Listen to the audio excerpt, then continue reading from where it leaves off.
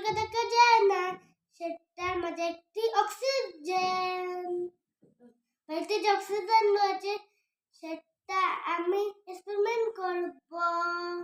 এর জন্য নিয়েছি দেশলাই, মোমবাতি, সাথে একটা গ্লাস।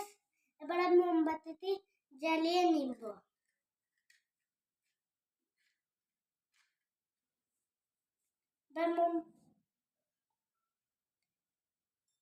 এবার জ্বলন্ত মোমবাতি ঘুরে নিব। বন্ধুরা, তোমাদের কি মনে হবে, নেবে যাবে না জ্বলবে?